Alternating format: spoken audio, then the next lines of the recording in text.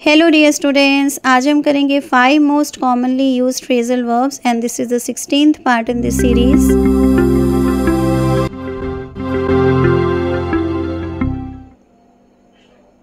आज की first phrasal verb है फिल आउट। फिल आउट का मीनिंग होता है टू कंप्लीट। जैसे कि आप कहते हो कि आपने कोई फॉर्म भरना है या फिर किसी एप्लीकेशन को भरना है, ठीक है, तो वहाँ पर हम फिल आउट को यूज़ करते हैं एज अ फ्रेजल वर्ब। देखिए यहाँ पर सेंटेंस लिखा हुआ है, please fill out the enclosed form and return it as soon as possible. इसका मीनिंग है कि एनक्लोज्ड फॉर्म यानी कि जो साथ में दिया गया है वो फॉर्म फिल आउट कर दीजिए और उसे जल्दी से जल्दी वापस कर दीजिए, ठीक है। एज सून एज पॉसिबल का मीनिंग होता है जल्दी से जल्दी। ओके, ये बहुत ही ज़्यादा कॉमनली यूज फ्रेजल वर्ब है और बहुत सारे स्टूडेंट्स, बहुत सारे लोग इसे गलत तरह से यूज़ करते हैं। फिल के साथ हम अक्सर आउट नहीं लगाते हैं, जिससे कि ये फ्रेजल वर्ब जो है वो रॉन्गली यूज़ हो जाती है, ठीक है। तो आपने ध्यान रखना है, जब भी आप इस तरह का सेंटेंस बनाएं वहाँ पर आपने फिर के साथ आउट ज़रूर लगाना होता है, यानी कि फिल आउट लिखना होता है।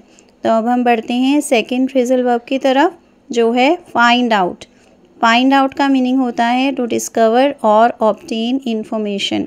जब आपको कोई इन्फॉर्मेशन मिल जाती है बाय चांस, या फिर आप कोई एफर्ट्स करके उस इन्फॉर्मेशन को पाते हो, ठीक है। देखिए यहाँ पर सेंटेंस लिखा हुआ है, I am going to find out who is responsible for the power cut.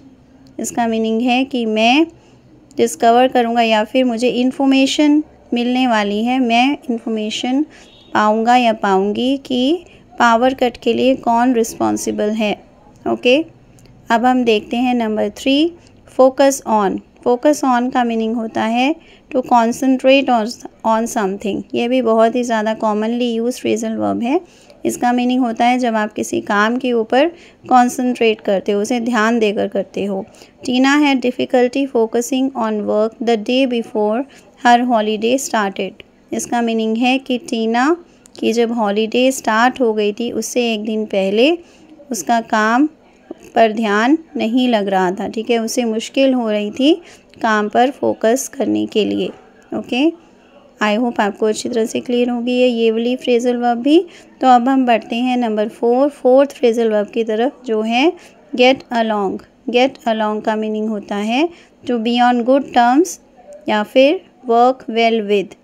इसका मीनिंग है कि जब आप और लोगों के साथ अच्छी तरह से काम करते हो, मिलजुल कर काम करते हो, उनके साथ आपकी कोई आर्ग्यूमेंट्स नहीं होते, कोई फाइट्स नहीं होती, ठीक है।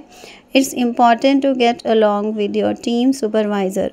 इसका मीनिंग है कि अपनी टीम सुपरवाइज़र के साथ अच्छी तरह से काम करना ज़रूरी है।